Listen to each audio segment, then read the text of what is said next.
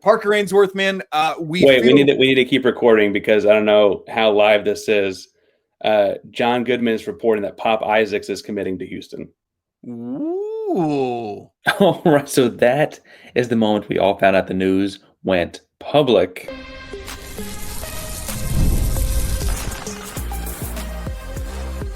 You are Locked On Cougs, your daily podcast on the Houston Cougars, part of the Locked On Podcast Network, your team every day. Welcome to Locked On Cougs, daily podcast about your Houston Cougars. I'm your host, Houston-born teacher and coach Parker Ainsworth.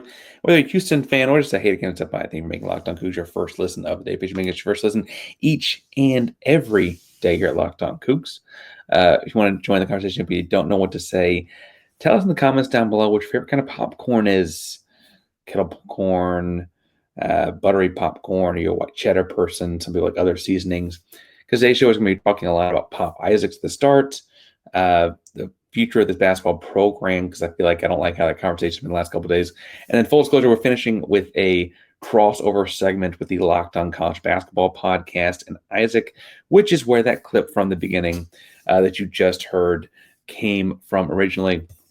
We got all of that and more later today in this episode. Cannot wait to get into that kind of stuff. But first, the soup du jour of sorts of Houston Cougar news, the interesting Houston Cougar news as far as most people are concerned. In the outside world, Houston officially gets commitment out of Pop Isaacs.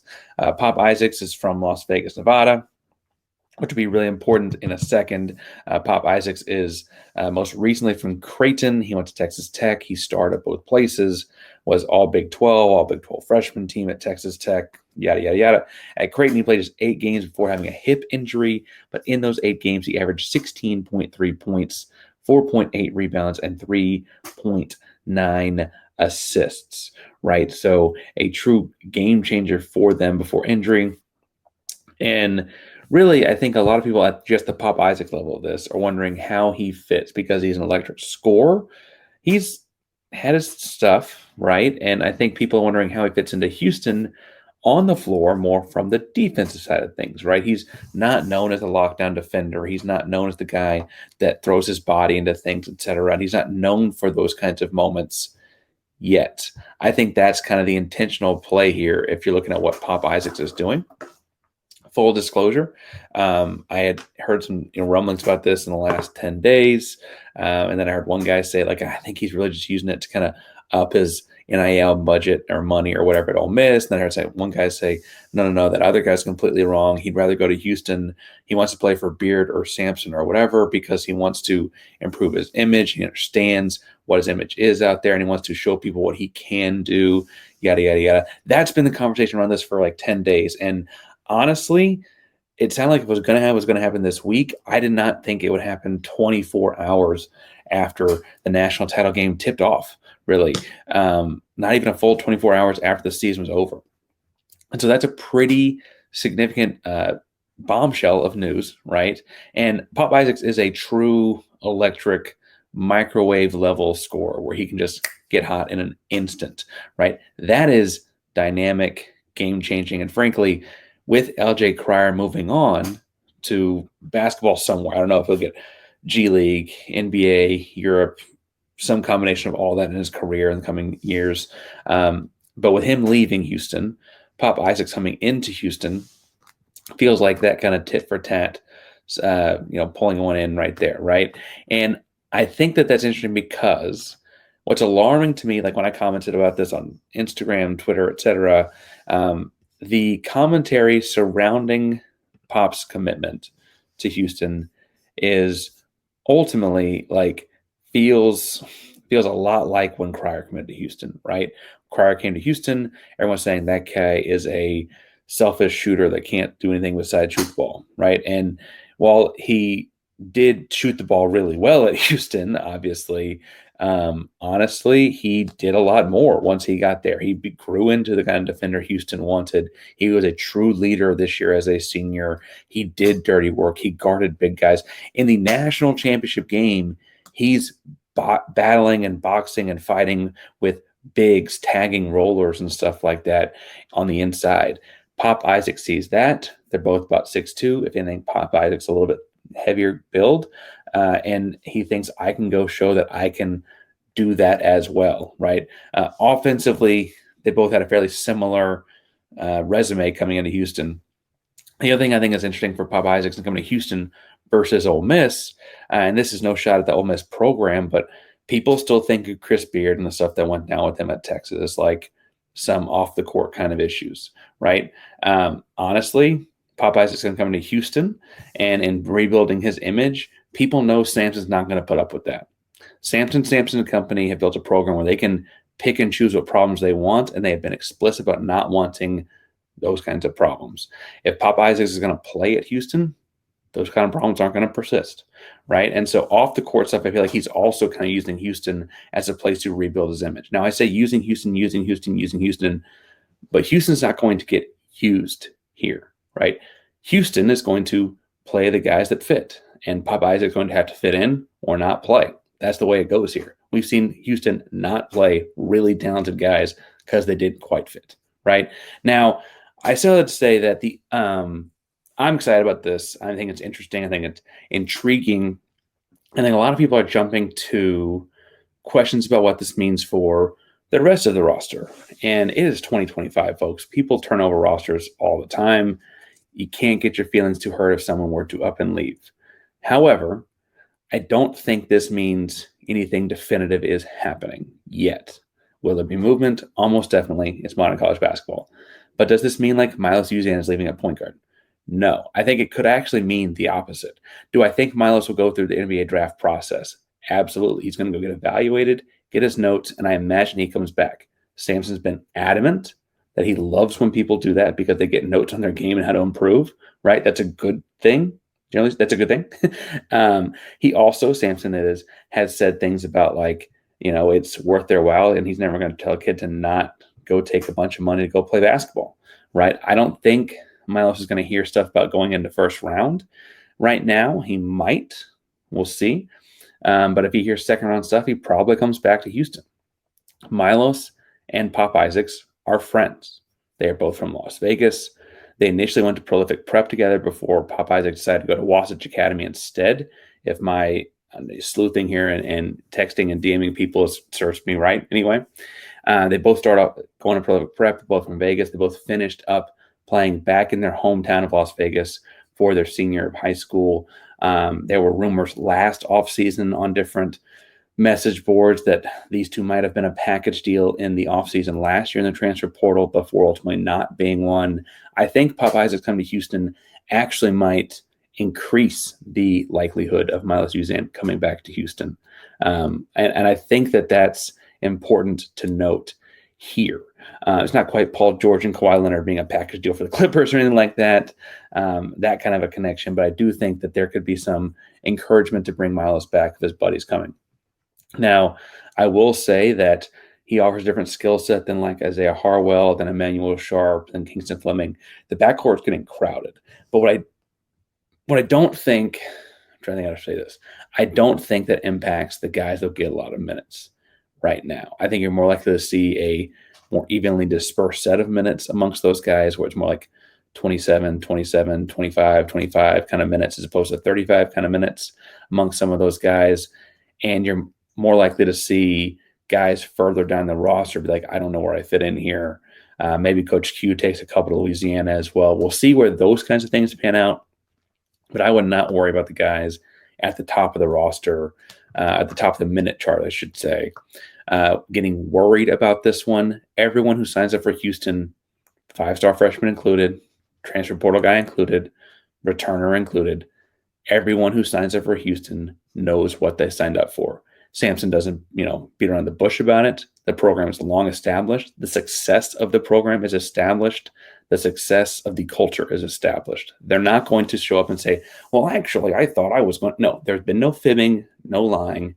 Guys coming in the program know what they're getting into. And I think, like I said with Jarris Walker back when he committed as a 5-star, like I said with Marcus Sasser when he said he was coming back, like I said with Jamal Shell when he said he was coming back, guys come back knowing what they're getting into. And I think it tells us a lot about the kind of guy they are when they sign up for this. This ain't easy. the way Houston does things is never going to be easy. Being a Houston Cougar is not going to ever be easy, right? And when you sign up to come be one, you know what you're getting into. And I think that tells us a lot about the growth of Pop Isaacs, right? Whatever you thought of him when he was at Tech, whatever you thought of him when he committed to Creighton, whatever you thought about him wherever, right? This tells you something different than most of the national narrative about the kid, right? He's going to have to score. There's some like threshold of ability that you have to be in the program. Yes. But also, he clearly wants to go somewhere to work on his defense, to work on his image, to work on the way he fits into a program, right? And ultimately to win, right? And I think that you're going to see a lot of that come out. Now, does that mean it's a guarantee? No. It's going to be awkward at first. It's going to be like fitting in Milos Uzan last year at the start of the year. You're going to take some lumps in November trying to figure all the pieces out. But as Coach Sampson always says, the goal is not to be good in November. The goal is to be good in March. The goal is to be good in April. The goal is to be good cutting down nets on that Monday in April. And Houston was so close just 48 hours ago. And the goal is to be past that mark this time next year, right? And so that's why this move makes a lot of sense to me. And I understand where people hold back on it. Like, wait a second, are we sure? Are we sure? Are we sure? I want to talk about that roster and all that next year in just a second. But first, today's show is brought to you by our buddies over at Supply House. Supply House, the best place to get all of your needs from anything that involves a skilled trade, HVAC, electrical work, plumbing. Supply House is a reliable way to get all those products online. Now, their easy-to-use website, again, I'm always about easy to use when it comes to technology. Helpful resources, latest products, everything you need to get the job done right. Over 200,000 parts and over 400 brands. You find exactly what you need. Deliver fast, coast to coast. If you need help with an order, they offer expert support and industry-leading services, so you always talk to a real person. And for trade pros looking for an extra edge, their free Trademaster program offers exclusive perks, like a dedicated phone line, free shipping, discounts every order. Thousands of skilled professionals are already taking advantage, and now it's your turn. Join the Trademaster program today at supplyhouse.com/TM and start ordering plumbing, HVAC, and electrical supplies with just a few clicks. Plus, if you use promo code SH5, you get 5% off your first order. That's supplyhouse.com. Park Ranger, Locked on Coogs here, talking about Houston in the earliest stages of the basketball offseason. And, I think there's a lot of things going on here, right? The national conversation already on Pop Isaacs coming into Houston is very split. Some people are like, huge get, gigantic get, Sampson lands another one. Some people are like, oh my God, what is he doing? What are they doing?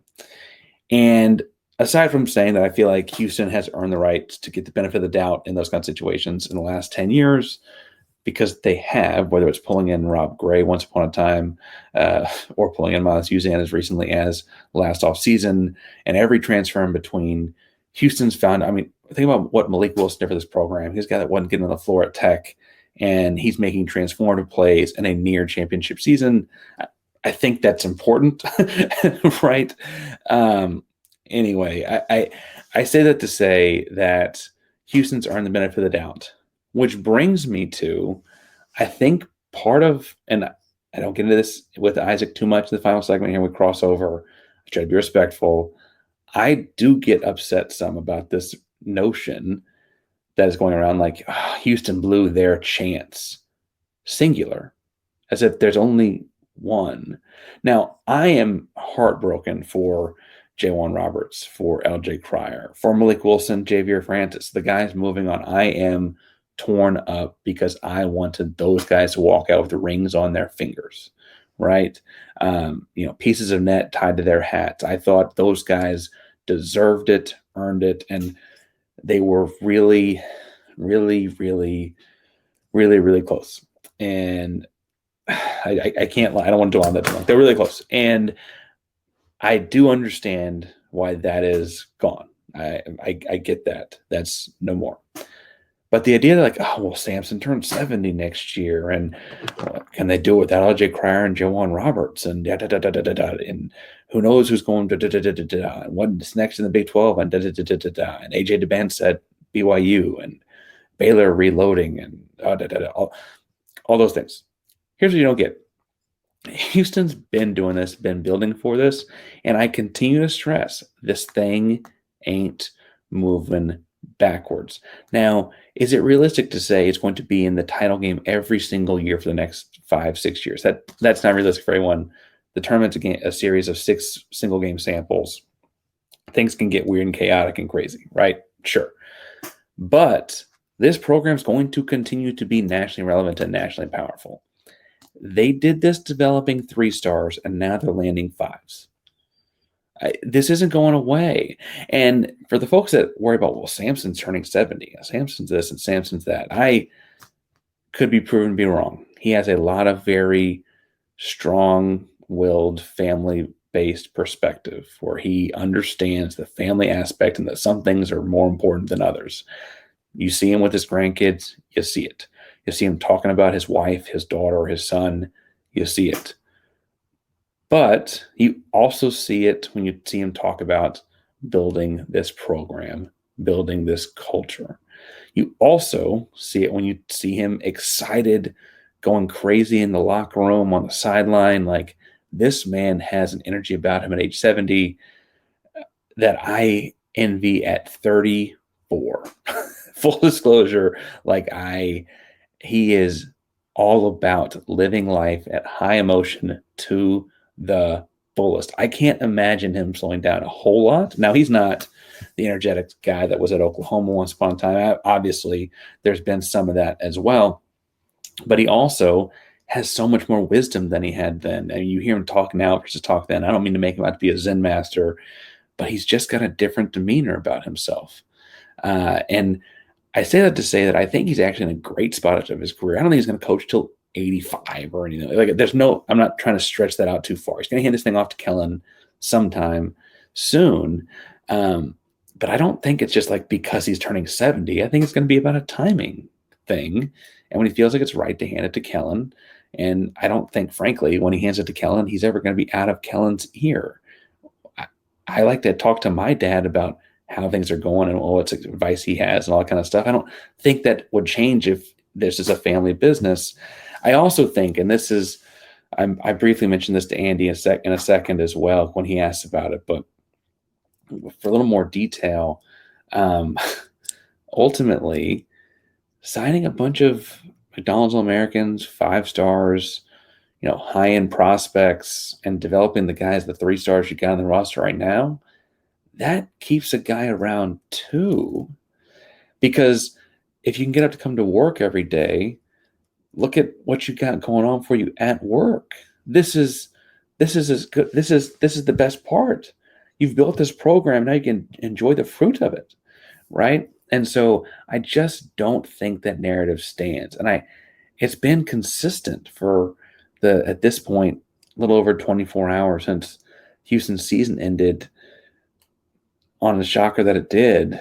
It doesn't make any sense that you'd build a program up and then go retire before it was fully time to enjoy what you built. Now, again, he's not going to coach forever. I don't mean that. And there could be some big Shams Charania level Woj bomb that drops right after this episode, and I'm just wrong. But he doesn't seem like the kind of guy that's slow. I mean, when has there been a moment so far where you thought it looked like Sampson was slowing down? I just don't see that. I just don't. And I think that there's a lot of energy around the program right now moving into next year with all the guys that are coming in on the roster and all that. I want to get into that with Isaac Shade over at Locked On College Basketball. So we're going to talk about that together. And you can see the Pop Isaac News hit the public live in just 1 second.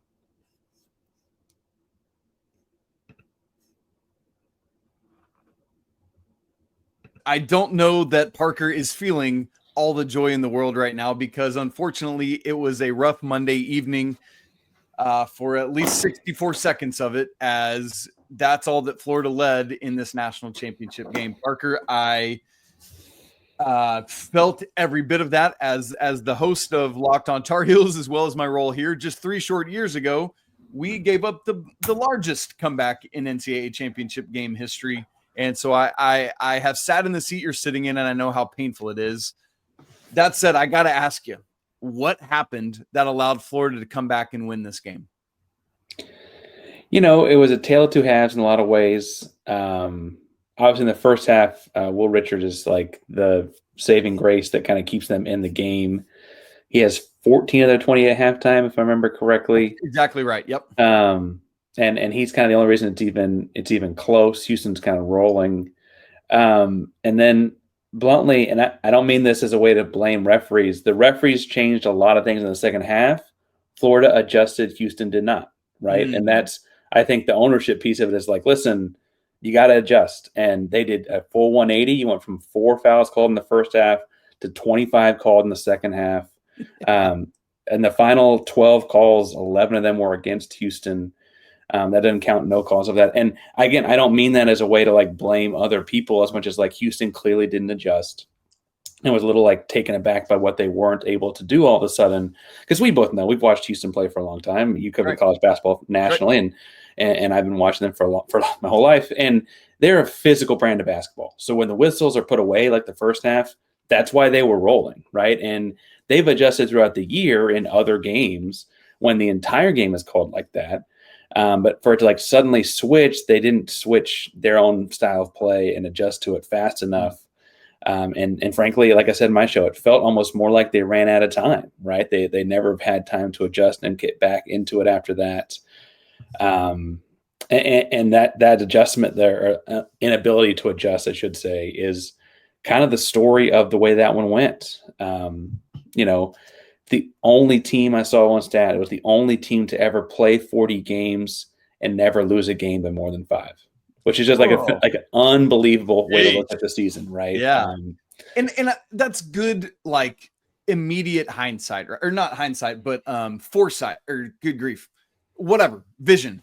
Like to just be able to look at it and say, but still, what an incredible season this was. It's just the pain of falling a pump fake shy of a potential game-winning look for the national championship. I mean, good night, Parker. Down the stretch, Houston had been the team that had taken care of the ball so well. And then the Cougs turned it over 5 times in the final 3.5 minutes. Of course, I guess included in that is that final one, which was kind of a turnover because technically Florida grabbed it, whatever. Do you think that was an issue of kind of running out of gas, or an issue of like, they're just trying so hard, trying to make plays, and it just didn't happen? You know, they've had games where they had, got turnover happy or whatever throughout the season. And so I guess like it's not necessarily a one night issue. It certainly felt like a down the stretch issue though. And I say that because you mentioned they had 5 down the stretch. If I'm not mistaken, they didn't, I'm trying to pull up the stat to be exactly correct, but they had, was it 13? A 9 on the night, right? So correct. 2 in the more first than half. half of them happening the last couple of minutes, I think is more indicative of just like a little bit of a, we got to figure this out really quickly and kind of shifting gears kind of moment. Feel terrible for Emmanuel because like, and I'm saying this on my show too, so I don't mean to do reruns here, but he's catching a lot of flack for the ball being in his hands at the end. He hit the big shot against Duke 2 nights before. He was most outstanding player in the Big 12 tournament. He was most outstanding player in their regional. He has been a catalyst for this team and hit a lot of big shots throughout the year. He had 2 turnovers in the final 90 seconds, and a lot of people are pretty down on him. And I, just trying to remind people that he's a true junior, a 21-year-old kid. And frankly, they're probably not here if he's not there. So just kind of keep things in perspective, because it's easy to focus on one play out of a 40-game season. But that, I think that's just a little perspective you got to keep, because he really was a big part of the year and the successes they had along the way.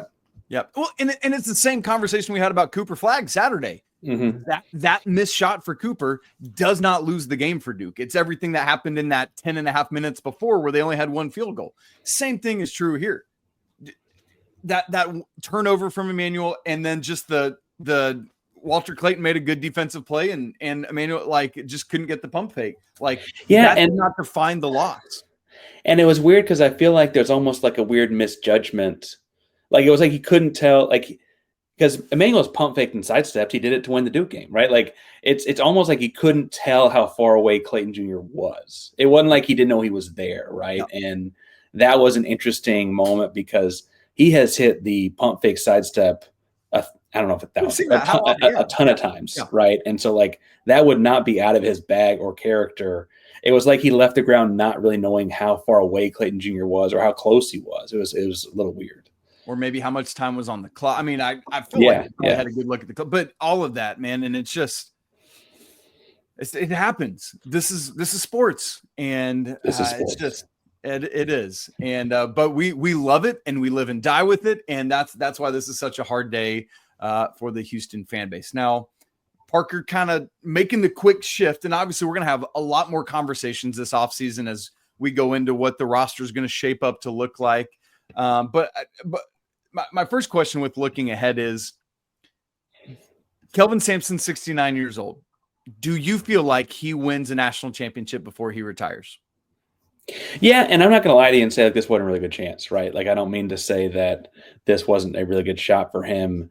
I do think it's worth pointing out that he is 69, but he's dancing in locker rooms and throwing water balls around and having a good time after games, and he's hollering and running, and he's in good shape. And if I'm that spry going into year 70, that would be pretty freaking good.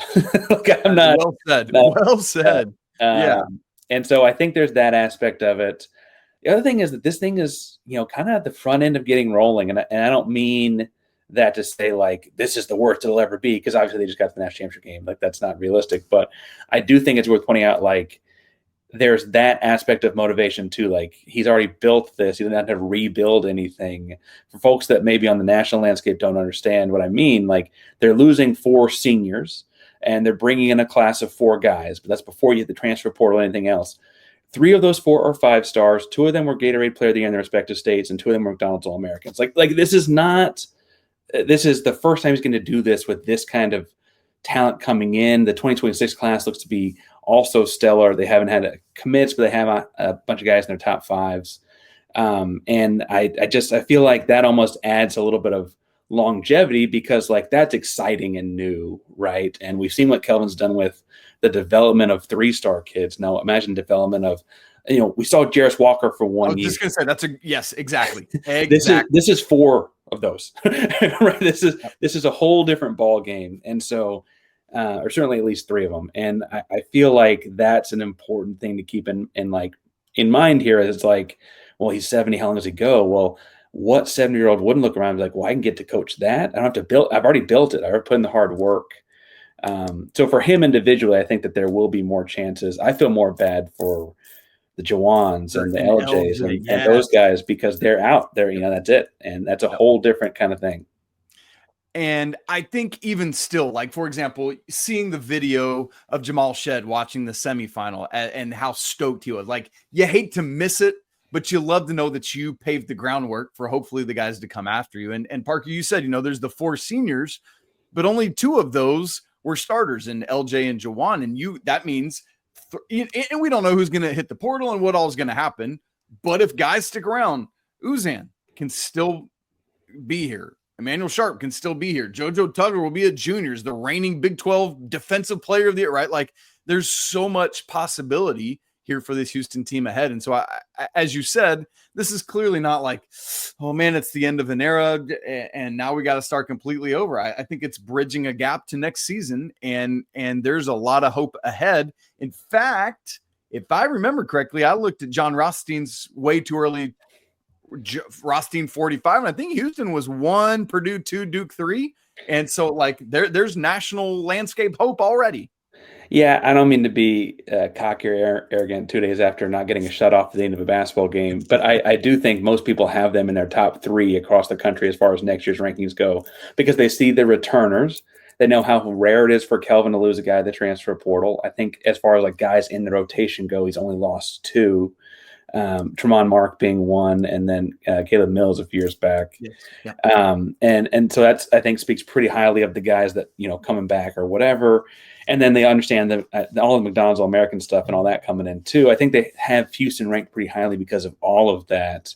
Yeah.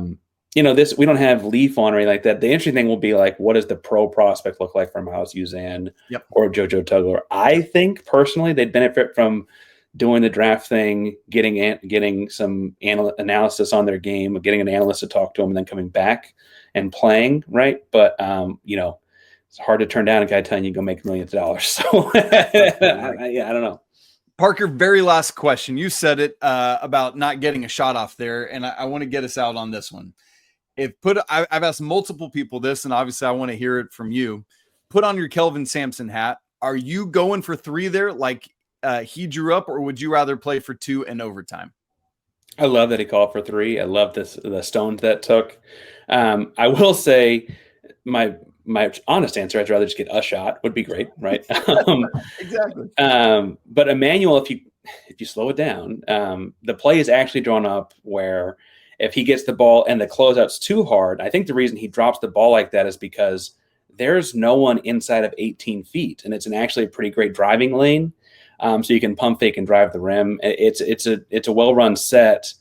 It just didn't finish, right? And so there was time for him to have driven there as well. So we'll see. I think that would have all worked out. Obviously, Emmanuel killing it with a 3 there would have been, talk about one shining moment to define a program in a lot of ways, right? That's Houston's 7th Final Four, so looking for the first national title.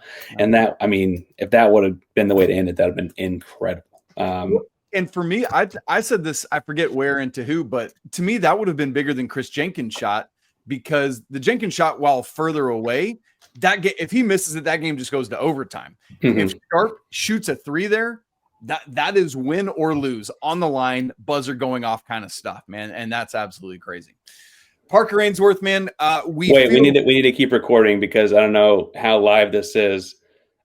John Goodman is reporting that Pop Isaacs is committing to Houston. Ooh, really?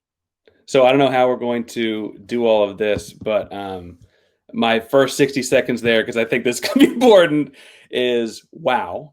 And my second bit, I would guess, would be, I hope that means that Isaacs is willing to change some aspects of his game to fit into Houston.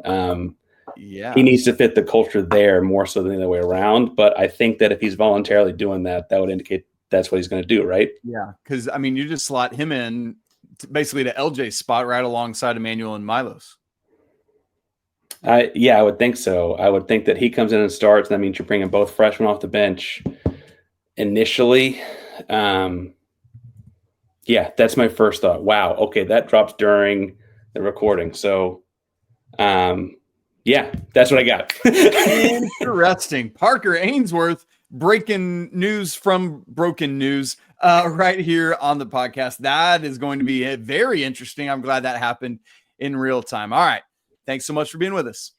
Thanks again, Isaac. Sorry, I got lots going on Pops right here. All good, man. You should be frazzled.